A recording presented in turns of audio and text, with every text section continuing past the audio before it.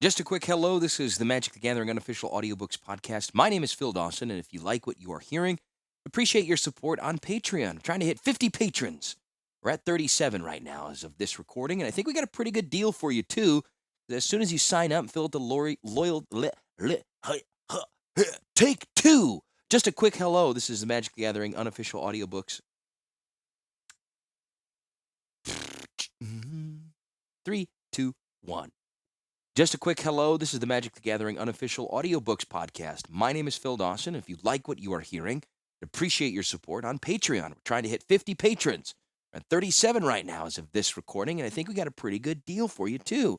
As soon as you sign up, fill out the Loyalty Rewards Club doc, you start earning time as a supporter, and you can get great stuff, stickers, pins, mugs, t-shirts, and the goodies will continue to grow. Can't do this without your support, and it means a lot to me to be able to give back to you. So check it out. Just search me up on Patreon, Phil Dawson. We're trying to build something very cool here, and we'll just keep making it better.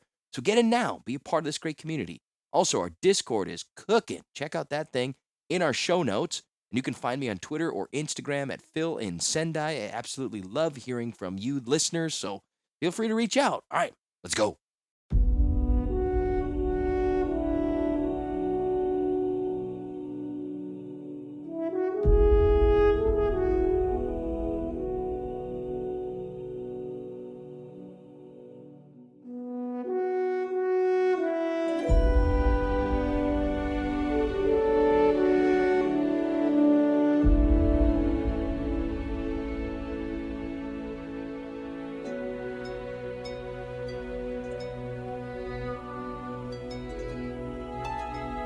Two.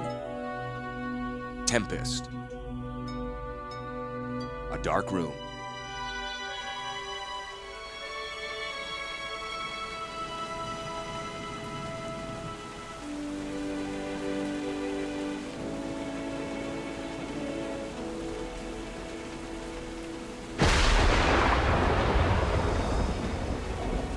An enormous crash of thunder resounded, and a flash of lightning split the sky.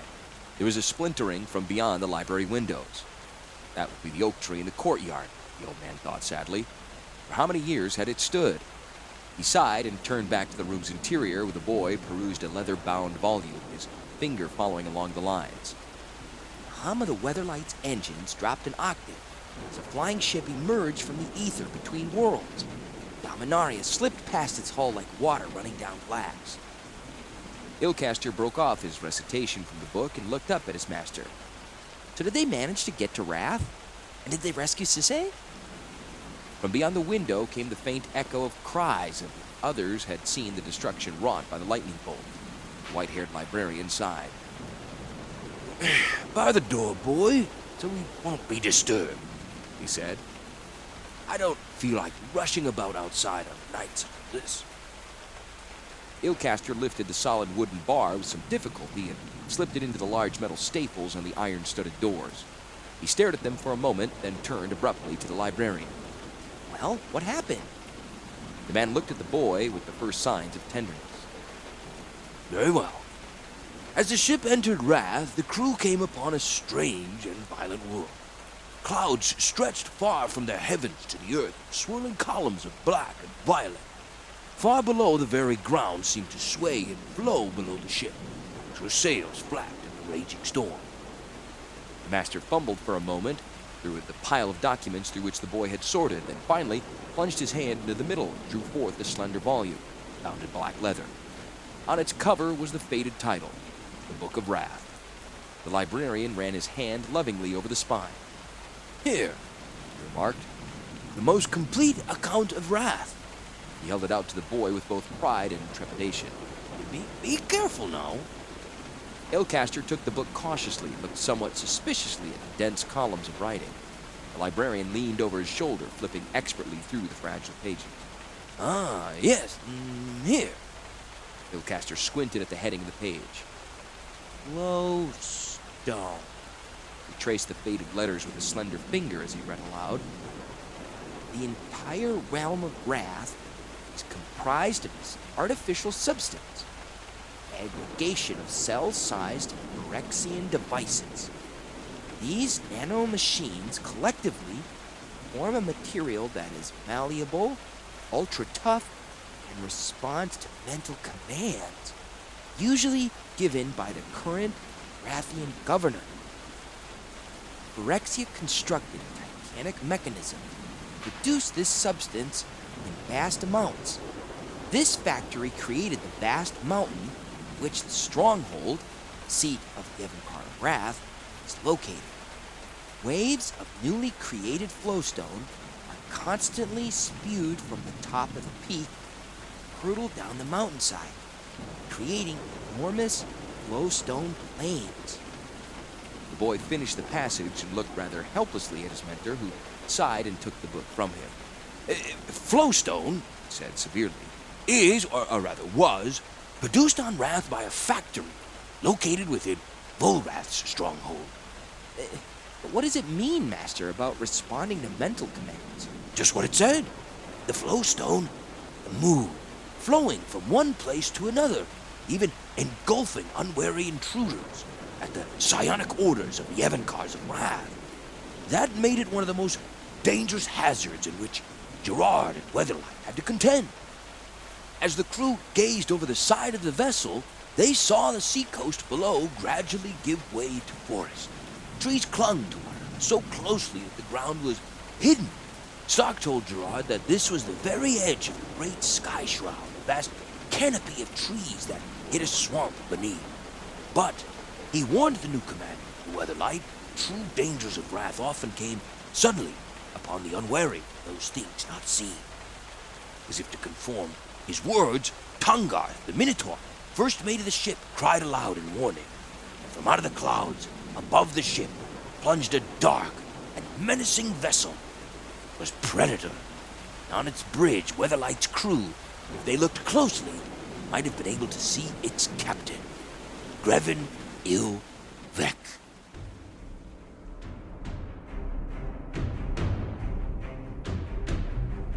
Greven's Tale, Philip Athos.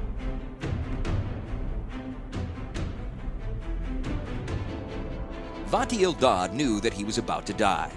The rough, sickly purple hands of his captain, Greven Vec, held Vati's coiled locks in a grip like a steel trap. The first mate didn't bother to struggle.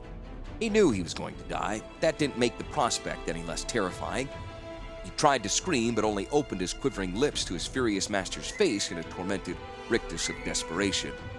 Ambition, Vati Ildad, Greven hissed at him, the Evankar's face so close to Vati's own that their breaths mingled even in the sharp, warm wind of the skies of Rath. Is a meal that oft times bites back. Damn you! Vati managed through his tight chest. Greven laughed. Vati imagined that hideous sound ripping into his chest to freeze his exploding heart. Damn me! Greven growled, the shrieking hiss of his own laughter. That's a good one. Vati felt his feet leave Predator's deck, felt the frigid Phyrexian metal of the rails slide down his back. His master, his captain, his murderer was a huge man, twisted and distorted, a horrid parody of the human he had once been. Greven wore black Phyrexian armor, all graceful spikes and flowing metal that gave him the appearance of a monstrous crab. His bare arms were corded muscle and twisting veins of purple against pale flesh. The commander was drenched in the mingled blood of scores of Mog goblins and humans. A thin trail of red trickled from a corner of Greven's small, tight-lipped mouth. The Evankar's face seemed grafted onto a steel-hard skull. His glaring eyes sloped in sharply to meet a flat nose. The blood was bending on Greven's face, the skin, if it could be called skin, shining whitely beneath the scarlet. The fingers that held Vati's hair were long, powerful, and tipped in pointed caps of the same black metal as his armor. Vati wanted to scream, almost cried, but still he managed, as his leather-clad rump slid over and off the rail, to say, I die for my failure, Greven, not for my treachery. The fall, Greven told him, smiling as he always did when he was about to kill, will give you time to think on your failure. Vati had time for a scream and 4 last gasping breaths as he fell through the roiling gray skies of Rath. Tumbling end over end, he saw, but couldn't understand, the bulking horned form clinging to Predator's black keel. If he thought at all, it was to wonder what Greven would do now that the fight with Weatherlight was over and his first mate had been tossed over like the morning's chamber pots. The legacy, the pieces of which they had sought, was safely stowed in Predator's hold, along with Karn, the strange silver creature whom Greven's goblins had captured in the course of the fight, and whom Greven had ordered hauled aboard with every appearance of glee. Now the commander's ship would make for Volrath's stronghold, and no one would ever speak the name Vati Ilda again. Vati felt the wind whistle through his ears and saw his long braids streaming by his face. Lightning flashed around him, and he screamed again and again, his cries lost in the sound of the storm. Then, against the dark background of Rath's sky, he caught a glimpse of a figure of infinite grace and beauty, the fallen angel Selenia, wings outstretched. Her hand seemed to gesture toward him, and for a brief, eternal moment, Vati imagined he was saved. Then he realized her face was smiling, that she was mocking him, rejoicing in his downfall and impending death. Her wings beat, and she was gone. He felt the top of the tree puncture leather, then skin, and he knew it came out his back. Blood exploded before him in a red haze. Sliding down the penetrating branch hurt him the worst, but it was a pain that lasted only the space of a single grunt. Vati Ilda was dead.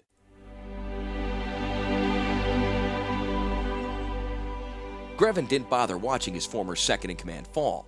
One more death, one more tiny, hollow victory, and it was back to the task at hand. Bring us about! He shouted into the confusion still winding down on Predator's wide deck. He didn't bother waiting for a response and didn't look to see that his order was carried out. His crew knew how high they were. Back to the stronghold! We have a package to deliver! Package indeed, Greven mused.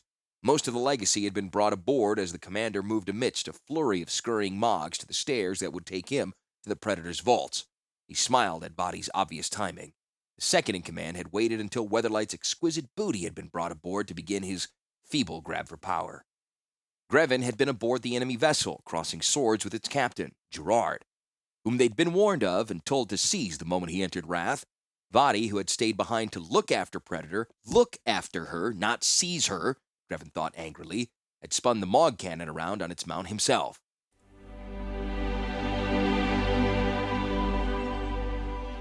On board Weatherlight, Greven hacked and slashed at Gerrard, watching his opponent's sword carefully as it parried the thrusts of his polearm. For a moment, he got past the man's guard, and Gerrard staggered back. Greven moved in for the kill. Around him, he heard the war cries of the Mogs and the shouts and screams of the Weatherlight's crew as they battled the invaders. Greven gave a shout of triumph. Victory was before him, and he closed his fist around it. Then, from coward, but he was an ambitious one, with shaking hands he lit the cannon. The Mog came at Greven with a speed no natural thing had ever achieved before the invention of this cruel and effective weapon. The Mog overshot Greven, and Vati screamed a command to the other gunners aboard Predator, a command that Greven had not time to countermand. The human sword rang out against the Phyrexian steel shaft of Greven's black polearm, less than an inch from the commander's temple. Greven saw his triumph dissolve in a flurry of flashing steel, and now it was Gerrard who was laughing. The human had fought well, Greven remembered. The sword shrieked off Greven's polearm with a shower of blue-white sparks, and a Mog behind Greven screamed at the sound. The commander swung the pole around, letting it roll through his long fingers. Another Mog raider came out of the Predator's cannon, then another in the eye blink it took for Greven to bring his blade to bear. There was a blast of heat and that lovely sound from the weapon that first brought to heel. Vati was using everything Predator had, and that was a lot. Weatherlight's deck shook again from a Mog cannon barrage, and for the first time Gerrard, the stupid, courageous human, faltered. Greven's night-black blade traced a razor line across Gerrard's pink, sweating face, and the human let out a sharp hiss. Greven's polearm spun around again, and Gerrard took a step backward, his sword coming to the ready to defend or attack as openings presented themselves. None did. Neither Greven nor his enemy had time or opportunity to strike again before a Mog goblin, fired from Vati's own cannon, ripped one of Weatherlight's fragile stabilizers, and the ship slumped into a sharp starboard list. Greven held his feet in a wide stance, and Weatherlight began to spin. It was going down by the bow. Crewmen, silly, screaming humans in shirts the color of their own spilling blood, staggered across the deck like autumn leaves before a storm. Some of Greven's Mogs continued to grapple with the humans and were slain. Now, two of the Weatherlight's crew members lost their footing. Together with one of the Mogs, they toppled over the narrow railing that ran around the ship's decks. Their screams faded as they fell toward the sky-shroud forest far below. Gerrard's foot slipped. He already backed away from Greven, who had slid a bit himself on the deck, now awash in human and Mog blood. The human put a hand up to his slashed face, trailing tendrils of hot blood into the whipping wind. "Too high, Commander!" Gerrard snarled. "You won't kill me today after all." Gerrard came at Greven then, all at once, his blade raised high and his face twisted in anger. Greven growled, bringing his polearm up across his chest to meet the human's downward arching blade. The deck bounced from another Mog cannon barrage, and Gerrard, his face a comical mask of surprise, went over the side. The moment came and went so quickly that Greven's shock, delight, and disappointment at being deprived of his foe manifested as an absurd squeal. He advanced in 3 quick strides down the listing deck and clutched the rail as he started over it, searching for a falling body.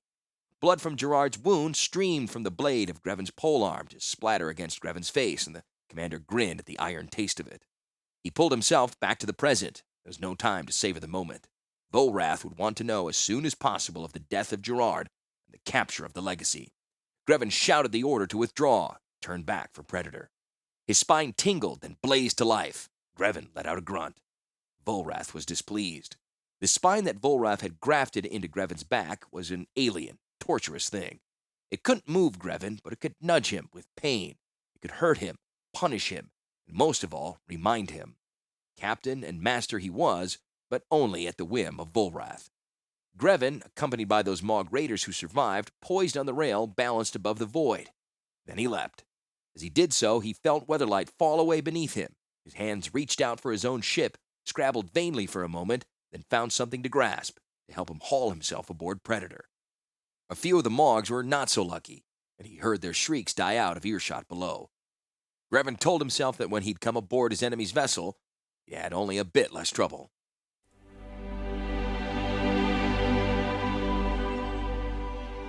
The difference between tactics and cowardice is decided by the victor. If he'd lost the legacy and failed to kill Gerrard, Greven's following a horde of slavering, rampaging, inept little Mogs onto Weatherlight's deck would have been described as cowardice. Instead, Greven told himself, the Mogs had been there to soften the human defenders and cut a wedge into Weatherlight's desperate, fearful crew, wedge that Greven could walk through, straight to Gerrard. The tactic worked almost according to plan. The wedge was thinner than Greven had wanted, and he found himself having to push many of his goblins back into the fray. A human spear came nearly close enough to take the commander's nose off, but for his superior reflexes, Greven had to trip the Mog to his left to get his polearm up in time to kill the not lucky enough human. Hitting the deck on its rump led to a slightly faster death for the Mog he'd tripped. The human who beheaded the Mog couldn't get his battle axe free of the deck planks in time to deflect the 3 simultaneous blows from Mog swords that ripped him to shreds. Mog goblins, by anyone's estimation, were pathetic creatures at best, monsters at worst. Only the tallest of them were eye level with Greven's chest, but they were solidly constructed beasts. Green skin was stretched tight over their rippling muscles. They wore no clothes, probably couldn't work a button or clasp to save their lives, or armor, but all of them were armed. Uncharacteristically delicate picks set atop black metal poles were favorite weapons, as were the wide, curved cutlasses or simple, short, straight swords. Their heads were dominated by huge, red, saliva-soaked mouths lined with rows of teeth meant for rendering flesh from bone. To say that a Mog goblin has a sloping forehead is an understatement, thought Greven dryly. A ridge of bone capped their necklace heads. Greven had always wondered what that bone was meant to protect until he saw a Mog goblin kill a mountain goat by butting it head to head. The Mogs had ears more like an elephant's than anything else's, and they could hear as well as they could fight. Greven had so many at his disposal he'd lost count of them weeks ago. Volrath's stronghold held no limit of them. They bred, or were produced, like maggots.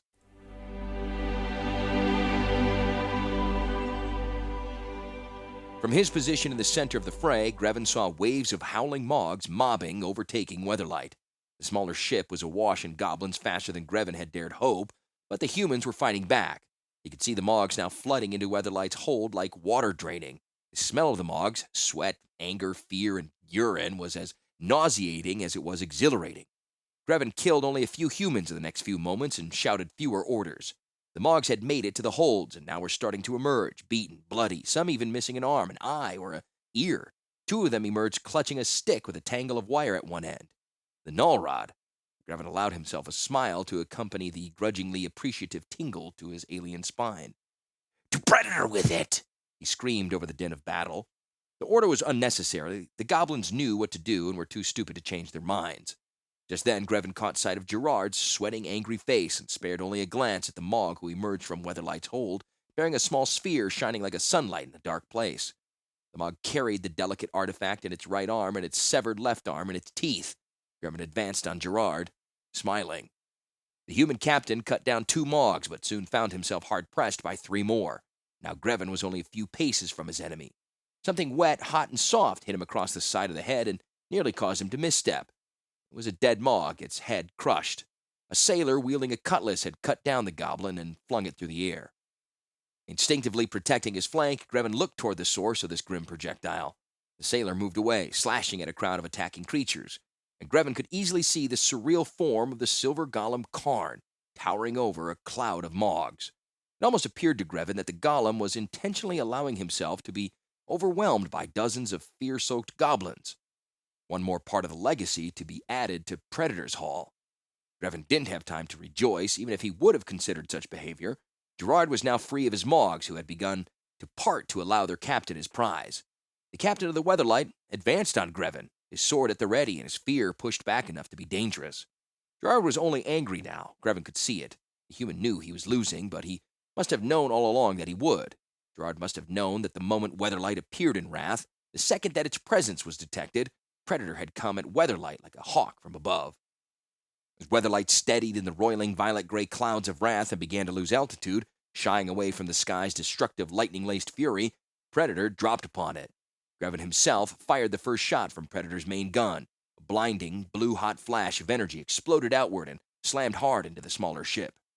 Even from a distance, and even amid the whirling, thundering winds of Rath, Greven could hear Weatherlight's tremble at the weapon's touch. Greven knew that his victory was at hand. The shouts of Weatherlight's human crew finally bridged the violent span of the sky, and Volrath's commander ordered his Mogs to gather. Weatherlight was damaged and confused, and Predator came in fast. The distance between the 2 ships closed. Greven didn't have to bother giving the order to cast the grappling hooks. Badi-il-Da snapped a command, and the ropes shot through the gray sky to their target. Greven laughed, and Vadi looked up sharply. Greven stared at his first mate, estimating just how far Vadi might go to destroy him. "Stay behind," snarled Greven to the mate. "Leave the fighting to those who have the courage for it." And with those words, he leaped through the air toward the enemy ship. His Mogs followed him. Few of the goblins in the front ranks either overestimated their ability to jump or underestimated the distance still separating the 2 ships. Fully a dozen of them fell to their deaths. Greven snorted irritably at the waste and the stupidity. It was a good thing he'd brought so many of them. Crews of slavering Mogs pulled hard on the ropes and dragged Weatherlight, resisting feebly, closer still. Now a wave of Mogs were able to jump the distance easily. The battle was joined by Weatherlight's crew, who immediately started falling back, pushed at the front of an advancing tide of creatures that had no qualms about standing astride their fallen comrades to press the attack. Weatherlight was soon awash in blood and Mogs. A thin human with a shock of blonde hair and some ridiculous tabard lofted a gnarled staff into the air. Greven's skin crawled with the magic that suddenly coursed through him. The spine that Volrath had grafted to his body bristled with static and made Greven itch. The sensation drove the commander forward. Weatherlight twisted violently on its ropes like a gaffed fish, and a few Mogs, no more than a half-dozen, were bucked to their death.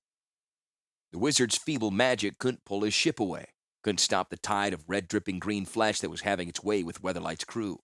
Only in retrospect, as Predator got underway with a full cargo hold, did Greven remember that glimpse of the flowing silver figure that, in some bizarre form of honor or misplaced pity, refused to kill the drooling Mogs that swarmed it like mosquitoes with steel blades.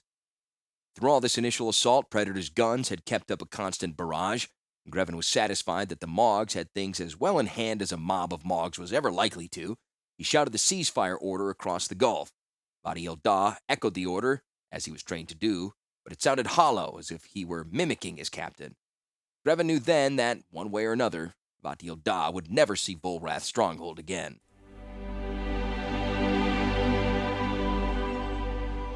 For the rest of that battle's events, Greven put Badi-il-Da out of his mind. He knew part of his strength as Volrath's commander was his single-mindedness, fueled by his master's torturing spine. By the time he regained Predator, swept back to his ship in the receding tide of Mogs, he knew it was time to kill his first mate. Below his craft, Weatherlight was losing altitude fast, and Greven resisted the urge to watch it fall. He went fast and straight to Badi-il-Da. The mate, in an unexpected show of courage, stood waiting for him. "It ends, Vadi," Greven told him, in a voice like mountain snow, smooth but unrelenting, permanent and cold. here ends the tale of Greven.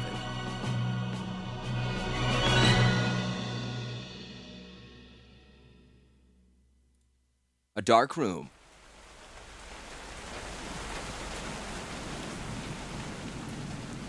Gerrard died? Ilcaster put his head in his hands and groaned. Why do heroes always have to die? Did I say he died? Snapped the master. Well, no, but... But me no buts. You have made a deduction unsupported by evidence. A sign of ill thinking. Careless logic. Does Tremaine Spaldoth not say in the 43rd book, the foundations of concise thought, as expounded by the sages of Latinam from the 2nd millennium? Master, interjected the boy. What? Don't interrupt me. I never saw such a boy for Interrupting? What is it now? Your robe is on fire.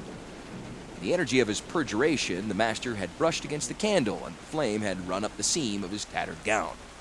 The librarian leaped up with a shriek, beating himself with his gnarled hands. Swiftly, Ilcaster smothered the flames and gently led the old man to his seat again. Won't you sit quietly, master, and tell me more of the story? I promise I won't interrupt again. The librarian glared at him, but relented, and continued the tale. Very well. Where did I leave off? Well, master, Greven had just hurled Body Ilda over the side of Predator. Ah, yes, now I remember. We have several accounts of what happened next, and some of what we know can be reasonably deduced from the careful correlation of these stories. If we compare these different versions... Yes, master, but what happened? Ilcaster clapped his hands across his mouth as the words left it. The old man, one finger lifted in a hortatory position, froze, glaring at the boy. There was a painful silence during which a high, damp wind whirled and shrieked outside, rattling the windows and bringing with it a rich smell of running water. As I was saying, growled the librarian finally, if we compare these different versions, we learn that the fallen angel, Selenia, floating in the air far below Predator, saw a body fall to his death. She did nothing to aid him, having business of her own to report to Greven. What neither she nor Greven, nor indeed many of the members of the Weatherlight crew had observed, was that the Predator pulled away from the smaller ship. Tongarth, Minotaur, with a shout of rage, clasped a trailing rope and hauled himself hand over hand up to the hull of Greven's ship. Hannah caught a glimpse of his figure as Predator hove out of sight. She breathed a silent prayer for his safety. So, observed the boy, now both Tongarth and Karn were aboard Predator? That's right. But at least at this point, Greven knew only about Karn, taken prisoner by the Mars. Tongarth intended to rescue his friend the Golem, though how he expected to get away from the ship is more than anyone can guess. Now meanwhile, as Greven Ilvek thinned the ranks of his own crew and Tongarth searched the lower decks of Predator for Karn, Hannah and Miri were eagerly seeking some sign of what had become of Gerrard. Predator, of course, had gotten clean away, carrying with it Karn, those parts the legacy Weatherlight's crew had stored in its hull after so many years of painstakingly collecting them.